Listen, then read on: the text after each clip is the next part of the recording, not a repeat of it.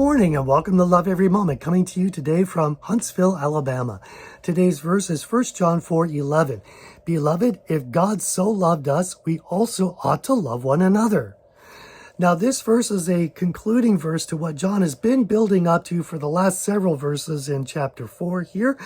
And I'll point out especially last week's verse, I have the link up here, that basically said, God loved us so much that he allowed his only child to take the death penalty that we deserved, to take it upon himself and be therefore the propitiation for our sins. But wait, it gets more than that.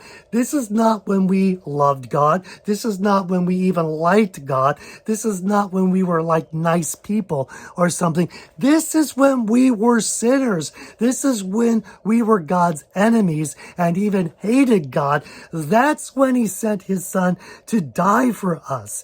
That is an amazing kind of love that goes way beyond human love. All right. So back to today's verse then.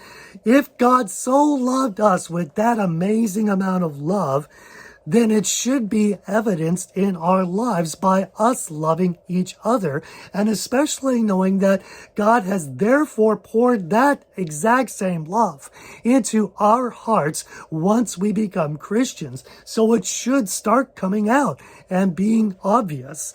So let's look at a cross reference here. 1 Corinthians 8:7, and we'll also hit verse 8. But just as you abound in everything, in faith and utterance and knowledge and in all earnestness and in the love we inspired in you, see that you abound in this gracious work also. And verse 8 is really interesting. I am not speaking this as a command, but here we go. As proving through the earnestness of others, the sincerity of your love also. Paul's not commanding them to love. It just should be a natural consequence, a natural effect of God's love being within our lives. It reminds me also of the great sermon or the parable of the Good Samaritan. So you have this Samaritan, which they were hated by the Jews.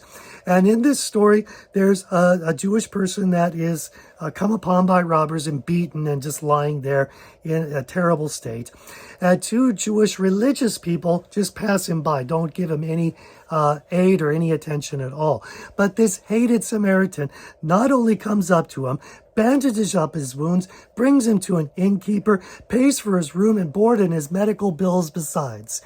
And this Samaritan didn't even know this guy, and I assume that the guy he rescued was a Jew.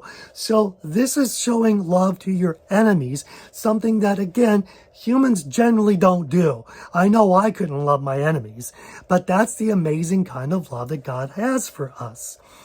One other thing is, you know that commandment about don't take the name of the Lord in vain. Some of us think, well, that means don't cuss with God's name, God blankety blank or Jesus blankety blank. And of course we shouldn't do that.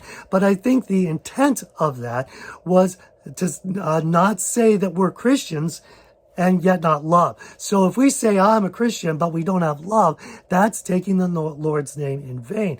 If we're going to call ourselves Christian, then there should be some love in our hearts.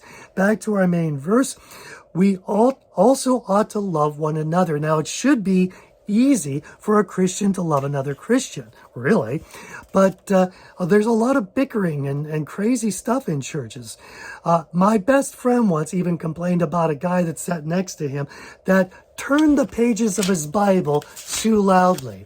And I thought, my goodness, is that really bothering you? There needs to be more love in your heart, and it should be evidence. Now, if you see that there is not this evidence, if you're irked by someone in church or really anyone, you should recognize it, bring it to God, confess it, ask God to command you to love, and watch what God can do with an empty heart like that. Because if we love every moment, we're going to love every moment. I'm your average wretch, and I hope you have a great week.